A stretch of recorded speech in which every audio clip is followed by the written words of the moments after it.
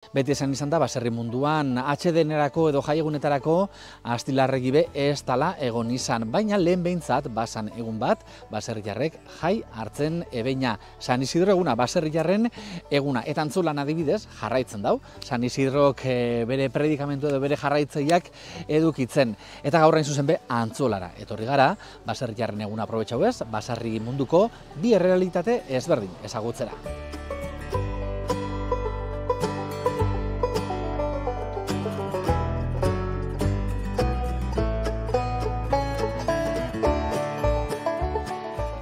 Tomas Larrañaga, kaixo. Kaixo. Bueno, hemen, ze moduz? Ondo. Hemen, biztia egonak eta irakurtenak izena, da, aquí Lapatza baserrira etorri gaiela. San Isidro eguna, Tomas, ez dakik, zuen dako baserriar moduan, egun berezisa dan, ez? San Isidro zeatik dan berezisa edo badakitzuen? Bueno, oso berezisa da, batez be, atzekisa dalako jai hartzeko.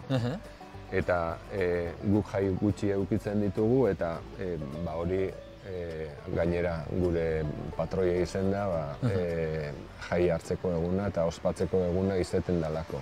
Egun importantia baserritxentzako.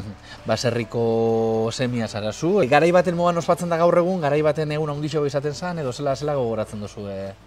Garai baten egun handixagoa zen, nekazaritzan jende gehiago lan egiten zulako eta sentidu edo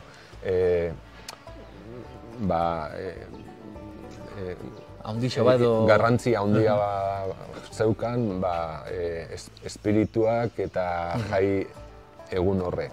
Uin ja festa bihurtuta da, garrantzia handia dauko, baina baserritar gutxi dare.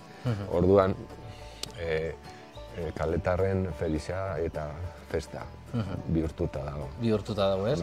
Izan be, hemen Antzuolan badako, betidanik eukido nolabaiteko arraigua edo loturia, ez? San Isidrokin, azoka ferixia, zue garai baten, eramaten zebein, zapatuan ikendan ferixa horretara, gaur egunez? Bueno, gertatzen jaku, Bergaran daukagula azoka. Eta hori desberdinduko duz zer dan azoka eta zer dan ferixa niretzat.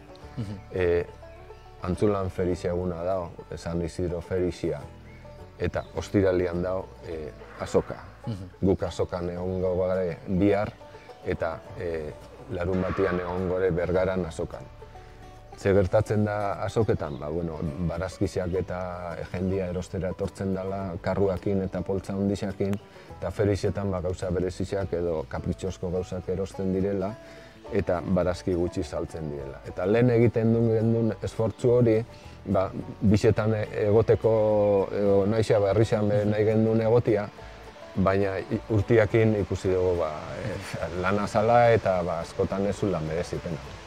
Izan be hori, Antzulan baserrixak ugari dauz, baina baserrikik bizi, ez dakit asko bizi zain, Tomas? Bost. Bostekin sobera dauko. Bost baino gutxi orduan. Bai, orain ja maila desberdina dare, ez da? Dedikazio osoz dedikatzen garenak baserrira, eta miztuak, eta gero baserrixan bizi direnak.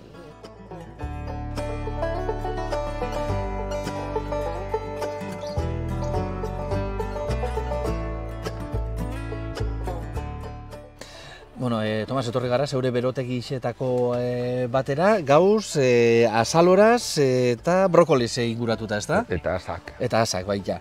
Zenbat berotegi dakotu? Zenbat lur lantzen duzu gaur egun?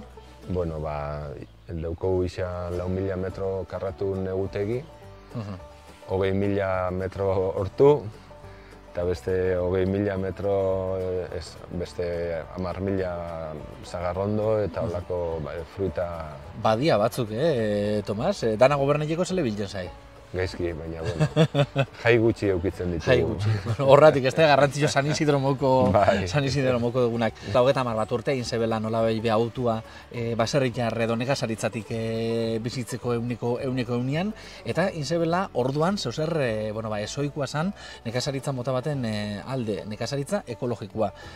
Zergatik, ze egon zan hor, edo zer esan zebena, banik? ez ezaguna dan arren, edo hemen hain ezaguna ez dan arren, horren aldingo dut.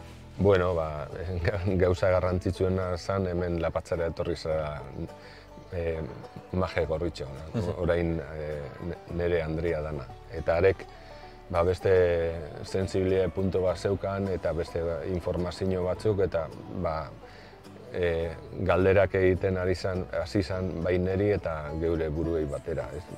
Aber gauzak ondo egiten ari garen edo ez, reflexioaren barruan eta nekazaritza ekologikoa ezagutu gendun lehenengo ikastaroa egin zalako 1980an. Eta beste modu bat lantzeko ikusi gendun bazegoela. Eta bueno, handik urtebetera edo apostu egin gendun aldatzera nekazaritza ekologikora, eta hemen jarraitzen dugu 30 urte baino gisa. Zuek eta beste hainbat eta hainbat, ezta? Gerora jente askokin jabolako, ezta? Nekazaritza ekologikora edo hasi dian asko hortik hasi dialako, ezta? Bai, orain hasten dian gaztiak, gertatzen ari da baserrixan jaiotakoak ez direla, gehienak. Baserrixan jaiotakoa baldin badira, jarraitzen dabe nekazaritza arruntian, leheno egiten zen nekazaritzan askotan. Baitxa aldatu indabe, baina berrizak etorri direnak nekazaritza ekologikoa aukeratu dabe.